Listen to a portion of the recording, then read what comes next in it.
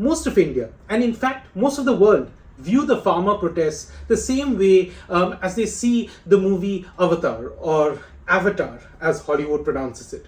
And that is, look, these are poor, impoverished people who are fighting for their rights against some kind of imperialist force. And guess what? The police confrontations, the water cannons, the tear gases, the road blockades all add up to this image. And then opposition parties, human rights watchers, celebrities emerge from the woodwork. If you recollect, during the last farmer protests a couple of years back, Rihanna, Greta Thunberg, Trevor Noah, and our very own Justin Trudeau all had something to say about saving farmers. And actually, even a lot of us watching the drama unfold on our mobile devices would have been wondering, why is the government behaving so badly? Why can't we just help our poor farmers? If they want MSP, let's give them MSP. What's the big deal? It is, in fact, a very big deal. And you may not realize it, but the farmer's real fight is not against the government. It's against you, the consumer. The government is just playing the role of a referee in this whole fight. Because higher prices for farmers also means higher food inflation for you and me. So would you be okay paying, say, 30% higher for rice, wheat, dals, etc.? Also, the stuff that farmers are asking for, legally binding MSP, that would involve huge spending by the government. Where will that money be coming from? Again, from you, the Indian taxpayer. Are you okay to see lesser money being spent on roads, railways, LPG cylinders, affordable housing, whatnot, and instead have that money used to artificially inflate prices in food markets? And by the way, since we are doing this, would you be okay losing your job in, say, the IT sector or the auto or the pharma sector, or basically any sector that exports anything? Because if farmers were to have their way, India would have to withdraw from the World Trade Organization. Anything we export would face high trade barriers after this, and our whole economy would get derailed. Hello and welcome to The Bond Economist, your one-stop destination for professional advice on the economy. My name is Oradeep Nandi, and in this video, I cut the emotion out. I cut the politics out, and I focus exclusively on the economics behind the farmer protests. What is this MSP thing? How does it work? What are the implications of what the farmers are asking for? If their demands are accepted, how will it impact our economy? As always, if you like what you see, please do spread the word and subscribe. Currently, this is a one-man show. I'm the economist, the cameraman, the editor, the social media manager, all rolled into one. So if you appreciate the content, please feel free to support me in making this sustainable by hitting the super thanks button below. That's the one with a small heart sign around it, just above the comment section.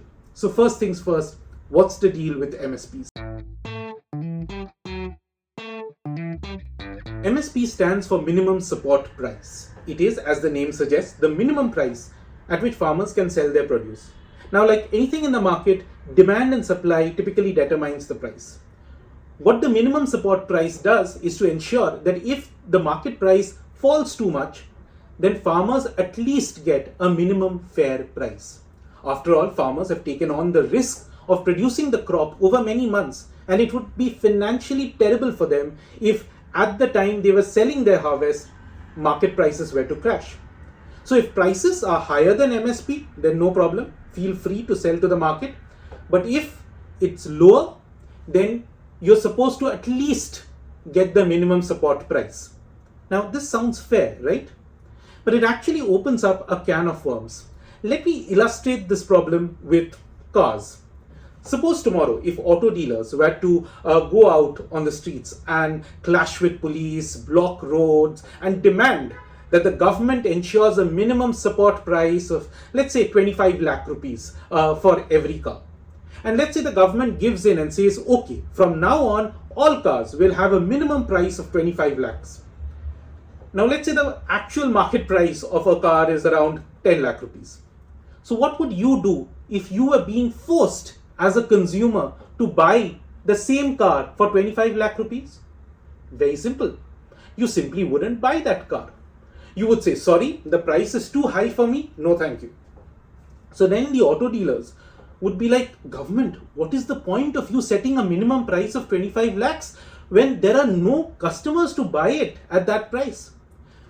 So then the only way for the government to enforce that minimum price is to itself enter the market as a consumer, saying, okay, I, the government, will come in and buy all your unsold cars at 25 lakh rupees each.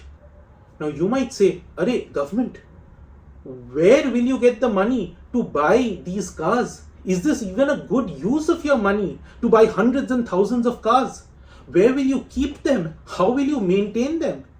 All very good questions. Questions that you should also be asking on the farm debate. Because fair as they sound, minimum support prices end up distorting the market. And to make MSPs work, essentially the government needs to be committed to step in as a consumer whenever there is need to soak up the surplus. So currently, India majorly does this for paddy and wheat, and some pulses. Farmers are saying, let's do this for all the major crops. Now, this creates 4 problems. First problem, what does the government do with all these crops that it will buy? I mean, currently it majorly procures rice and wheat, and even then, that is a major logistical challenge. So here's what happens. Part of what the government buys is to feed over 80 crore Indians for free. It's the National Food Security Act, 5 kg of food grains per person. But even after accounting for that and for safety buffers, the government is often left with excess food grains. Because remember, the government is not buying based on what it needs, but based on how much ever is needed to absorb all the excess supply that farmers have produced. So then government godowns remain full, rats end up eating grains, and then ironically the same government later does open market sales of this excess stock in the market to bring down the higher prices. See how messed up this is. The government is buying from farmers at higher prices and is eventually selling it to the market to bring down prices. Who benefits from this whole bureaucratic nightmare? Not farmers. In fact, there's a sizable number of small farmers who struggle to get MSP for their crops. The key beneficiaries of this mess are the middlemen, the politically well-connected commission agents that run these mandis where the procurement happens. They dictate at what prices they'll ultimately buy from farmers, and they also collect commission for running these markets. This makes them extremely powerful people in the system. It's like the peon sitting outside the chief minister's office, who's probably more powerful than the chief minister. So when the Modi government tried to reform the sector a couple of years back, saying, hey, let's bring in private players. Why should commission agents have a monopoly on marketing crops? Let there be private mandis that compete with the public ones. The system revolted. Farmers were told, oh look, the government is dismantling MSPs, which was never on the cards to begin with. And the hysteria was just so much that the government was forced to repeal the laws. I mean, these were reforms that were being advocated by economists in India for decades. And hey, the rest of the country has liberalized. We didn't say, oh, what will happen to BSNL before liberalizing our telecom sector? Or we didn't say, oh, what will happen to Air India before we liberalized our aviation sector? Or what would happen to Maruti or Hindustan Motors that produced the Ambassador car, by the way, before we opened up our auto sector? Doing so made the economy vibrant, it generated thousands of new jobs, it increased competition in the market and brought quality to the Indian consumer. Agriculture is probably the only sector where our systems and laws are still stuck in the cobwebs of the Nehruvian socialist era, where India was struggling with food production. We no longer have that problem. We are producing excess food grains. But farmers protesting are trying to ensure that not only should those cobwebs be kept as they are, but let's in fact build an electric fence around them such that anyone trying to touch them will also get electrocuted. Second problem, MSPs are also going to end up threatening India's agricultural fields. So when the government procures rice and wheat, farmers get over-incentivized to keep producing more and more of rice and wheat. farmers don't end up diversifying into other crops or into fruits, vegetables, or livestock. And this creates problems not just for farmers' incomes, but also for the fields on which they grow their crops. Punjab, the land of 5 rivers, is turning into a desert. Punjab farmers have access to free power, cheap fertilizers, a strong mandi network to procure rice and wheat. And fun fact, paddy needs copious amounts of water. In a frenzy to produce more and more rice so that the government will buy it, Punjab's farmers have depleted the groundwater to crisis levels. Now, a lot of supporters of the MSP system say, oh, the solution is not less of MSP, but more of it. Why is the government only procuring rice and wheat? Why not procure all the crops? Make MSP binding on everything, all 24 crops. Then farmers will have the incentive to diversify. What the government will do with godowns full of so much food, rice, wheat, maize, pulses, cotton, oilseeds, whatnot, how will it manage all of this? Wouldn't that create an enormous amount of waste? That, conveniently, no one is bothered in answering. But that's not the only problem with MSPs, which brings me to problem number 3. India may simply not be allowed to do it. India is part of the World Trade Organization, WTO, a global body that enforces minimum basic trade rules for all countries to follow. It's also a forum for trade disputes. It ensures that our exports don't face unfair trade barriers from other countries. It ensures that other countries don't unfairly subsidize their local industries such that Indian exports don't get a level playing field. And the same is, by the way, also required of us. At present, India is fighting in the WTO on its rule that you can't give farm subsidies over the limit of 10% of the value of agri production, which India seems to be already crossing. By further expanding the scope of the MSP program, India will be in a bigger breach. So what is the solution being offered by the farmer protesters? Simple. Withdraw from the World Trade Organization. That's like throwing the baby out with the bathwater. Sure, there are a lot of issues with the WTO, but a lot of our sectors rely on these global rules for reduced trade barriers to access foreign markets. Tomorrow, if India withdraws, India's large export economy, be it IT, pharma, auto, textiles, gems and jewelry, steel, they will all face huge trade barriers. And the economy will effectively be thrown out of gear. Can you imagine how remarkably selfish it is for farmers to say that, hey, just because you can give us more MSP, feel free to quit the WTO and risk throwing the whole economy under the bus. Which brings me to the 4th point. Can the Indian government even afford more MSP coverage? See, the central government runs a food subsidy bill of over 2 lakh crore rupees every year.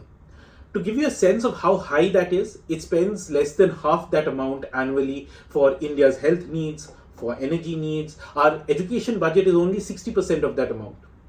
And if you add to this what we give in fertilizer subsidies, it comes to close to 4 lakh crore rupees.